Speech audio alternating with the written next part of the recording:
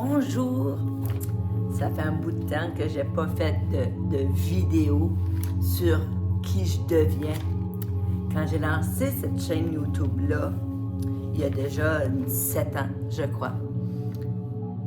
J'ai lancé une chaîne YouTube parce que Martin Latulippe nous avait demandé de faire quelque chose pendant 30 jours de temps.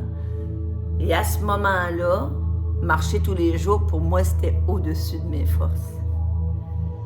Chacun a son histoire.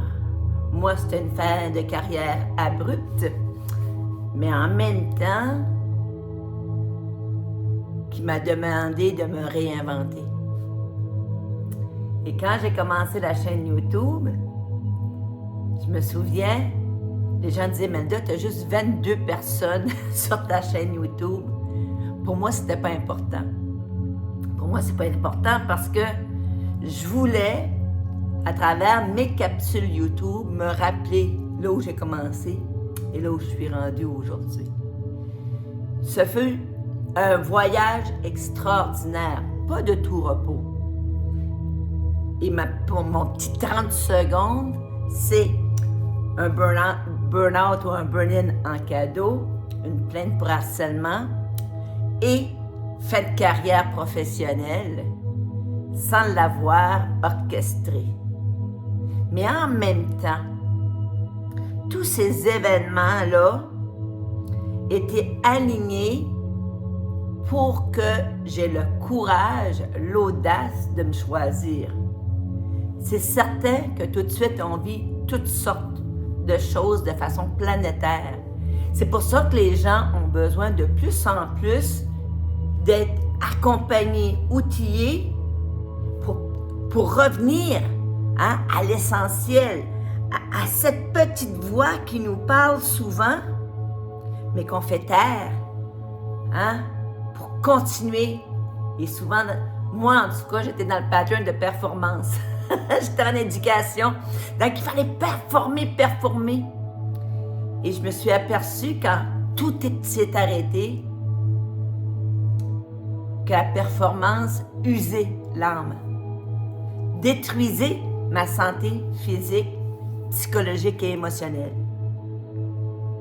Et c'est à ce moment-là que j'ai décidé d'écrire sur ma vie. Non, les livres ne sont plus disponibles, mais j'écrirai encore un jour. Mais en même temps, j'avais besoin de partager mon expérience humaine parce que je savais que je n'étais pas tout seul à l'avoir vécu. Et ce fut des moments de connexion dans ma âme. Comme si, sans parler, sans s'exprimer, je comprenais, je ressentais ton chemin de vie et il y avait beaucoup de similitudes.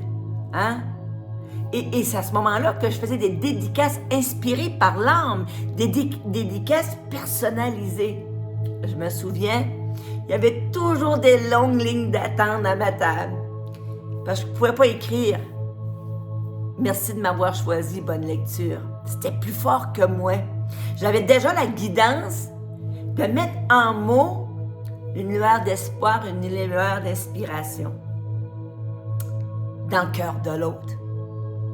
Comme moi, quand j'ai commencé mon processus de me réinventer, ça a été à travers la pleine conscience avec François Lemay, avec la pleine présence avec Nicole Bordelot, avec la pleine réalisation. Ce fut avec des maîtres qui avaient compris que parfois pour guérir le corps physique, on a besoin de guérir l'âme ou de la reconnecter au corps physique. Donc, Benoît Boisvert m'a donné des rudiments d'hypnose et c'est là que ma véritable ascension a commencé lorsque j'ai connu Joanne Terrien avec le Tianchi. Tu m'aurais dit un jour, Melda, tu vas être praticienne en énergie. Je t'aurais pas cru. Quand je suis allée à la rencontre de Joanne, 2 heures après, j'avais eu plus de réponses à toutes ces questions-là que je n'avais eues pendant tout mon cheminement terrestre. Et c'est à ce moment-là que je suis devenue grand maître Wushu Tianchi. Et cela, Joanne, c'est un titre qui vous honore et qui porte en lui l'espoir d'un monde plus lumineux. Vous êtes des phares et des guides de lumière pour l'humanité. Honorez ce titre et répandez votre lumière sur ce monde. Et je l'ai fait avec diligence, d'aider, d'accompagner, d'être l'oreille, d'être l'épaule pour celui ou celle qui traverse un passage obligé. Mais forte de cette expérience-là humaine, de ces connexions angéliques, j'ai voulu poursuivre ma route en ajoutant les bols tibétains, tambours océans, les pierres, la lithothérapie. Puis à un moment donné, j'ai compris qu'il me fallait moi-même créer ma propre magie. Et un jour, j'ai décidé, comme je suis une enseignante de formation et une directrice d'école, j'ai décidé de créer en énergie ma propre école. Atman Nikakula. Atman qui veut dire âme, souffle, principe de vie, soi, essence. Et Nikakula qui veut dire école. Comment j'allais prendre tous mes enseignements, tous mes apprentissages et les canaliser dans quelque chose qui serait 100% acadien, pure laine, à Caraquette. Et c'est là qu'un jour est née ma lignée de soins énergétiques. Pas juste des soins énergétiques, des méditations, des paroles d'encouragement. Et c'est là que j'ai créé Shanti Lumière. Ouais. Shanti qui veut dire, signifie paix. Trouver le chemin de sa paix intérieure. Entendre son âme pour amener la paix du corps, la paix de l'âme et la paix de l'esprit. Donc, on est à l'aube de l'équinoxe du printemps 2026. Je ne sais pas quand est-ce que tu verras cette vidéo-là, mais si tu as un appel, peu importe là où tu es présentement,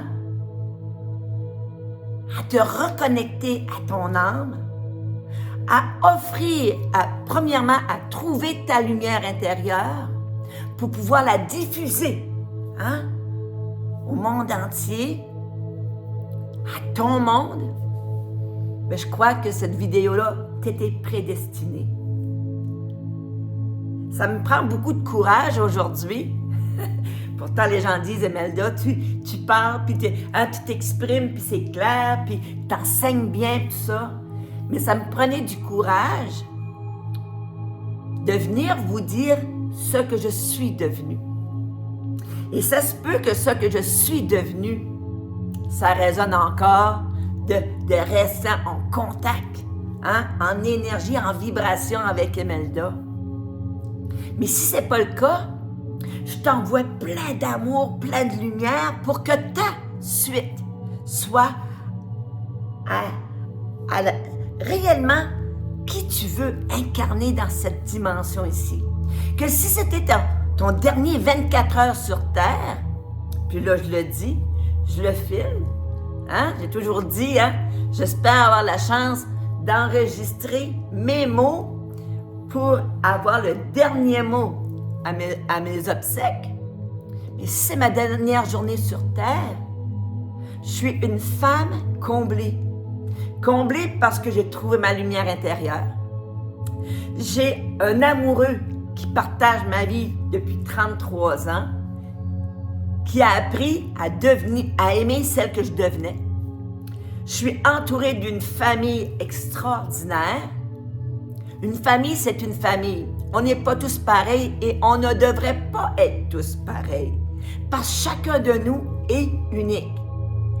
Et dans cette unicité-là, d'être loyal, fidèle envers ceux et celles qu'on a choisis comme frères et sœurs terrestres. Et puis, il y a l'autre famille. Toutes ces âmes, toutes ces rencontres, toutes ces personnes qu'on rencontre, puis tout d'un coup, ils deviennent frères, sœurs de cœur. Donc, ce matin, j'avais le goût de vous présenter à nouveau qui est Imelda. Je suis toujours Imelda Chiasson de Pocchodi. Je serai jusqu'à la fin. Et Marguerite Yourcenar dit « Tous nous serions transformés si nous avions le courage d'être ce que nous sommes. » Donc, je vous invite à découvrir mes capsules. Il y en a, vous allez voir que physiquement, ça fait 7 ans, on se transforme physiquement, mais on se transforme aussi intérieurement. Et c'est ça la beauté. Si les gens arrêtaient de juger l'extérieur pour juste entendre ce que le cœur a à dire, le monde s'en trouverait mieux.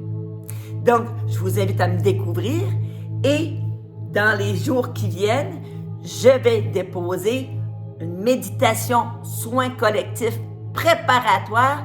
Est-ce que tu veux être en reconnexion avec ton âme?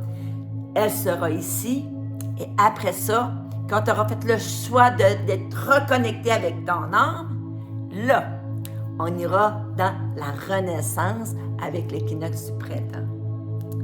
Voici ma capsule pour aujourd'hui. Merci de vous être abonnés. 285 perles, certaines que je côtoie, d'autres que on ne s'est jamais vu, en vrai, comme on dirait en bonne acadienne de Caraquet, Nouveau-Brunswick. Mais en même temps, on résonne, on a tout un cœur qui est prêt à aimer, prêt à guérir et prêt à se connecter à plus grand. Sur ce, en direct de Caraquet, je te vois, je t'aime.